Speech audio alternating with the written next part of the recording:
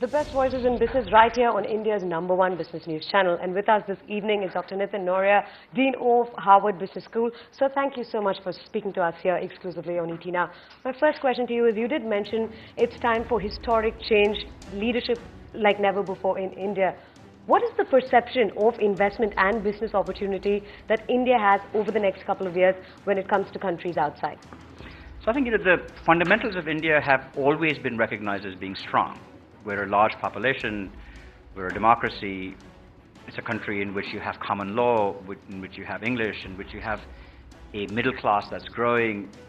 Immense opportunity for almost any product or service that you can think about to have more opportunity in the future than it's had in the past. The question has always been, is there going to be a policy framework? Is there going to be a determined government? Is there going to be the ability to invest capital safely and with the confidence that we invested, the contracts that you signed won't be reneged? In many ways, people felt that they couldn't get a clear signal from either the Indian public or the Indian government about confidence in India's future. The fact that the Indian public in a democracy has given this clear mandate to a government creates a lot of expectation around the world that finally there may be a government that is able to seize this mandate and act on it. Its track record in the past, in terms of the state in which it operated, is a very good track record. So people are feeling very hopeful and very bullish about India again, and I think this is the moment to seize. The world is interested, India is interested, India has given a mandate, the world is hoping that this government will seize this mandate, and if it does, this could be the truly golden period for India. Dr. Nohria, top 3 opportunities that India must make use of in terms of 3 sectors to improve or 3 reforms to push that will actually bring back growth on track and probably boost India when, compared to like China or Japan in the coming years. So clearly, I'm here in the power ministry, and one of the reasons why I'm here in the power ministry is I deeply believe that electricity is, and making sure that this is a country in which we can do dramatically increase the generation of electricity is important, because that is not just important to each individual consumer, each household. My father grew up in a village with no electricity. Sadly, many, many years later, he's now 80 years old. There are still villages in India in which there aren't electricity.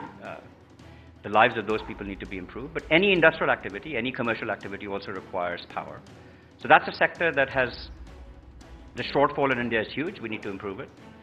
Infrastructure, more broadly, is another sector in which as much progress has been made with the Golden Quadrilateral and everything else. I think there's a lot more that has to be done with roads. There's a lot more that needs to be done with airports, with ports.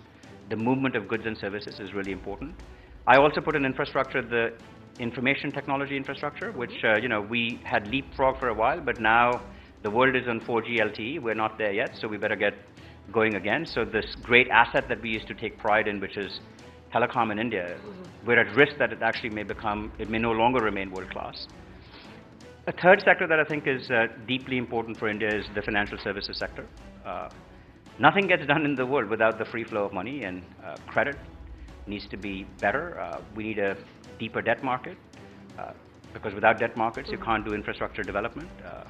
So there are those 3 sectors. I think power, infrastructure, and financial services are, in my mind, the 3 places where I would immediately get to work, because that can jumpstart the economy. Dr. Nohria, my final question before I let you go. We are looking at the new government probably pumping in money to set up more IITs, more IIMs. I'm talking to the heads of one of the best business schools across the globe. How do you think talent in India in terms of graduates is currently, and what can be done to actually improve the education sector in India? So the talent in India has always been remarkable, right? The fact that I'm sitting here is because we at one point didn't have enough opportunities for talented people to study here. So we need to build better academic institutions in this country to make sure that talented people feel that their best opportunity to get a great education can be in this country as opposed to going abroad. We certainly have great institutions like the IITs and IIMs. And I'm just delighted that there are a number of new initiatives to open new universities, and of all kinds. Private sector, the great philanthropists of India. I'm struck by how many of the great philanthropists of India are now opening universities. It's worth remembering that these great American universities were once started by philanthropists there. The government is also investing in universities. I think the combination of a private sector and a public sector and the tension between them, I actually think will improve education in India immensely. All right, Dr. Nohria, a pleasure speaking to you. Thanks for sparing time for ET Now. Thank you for having me.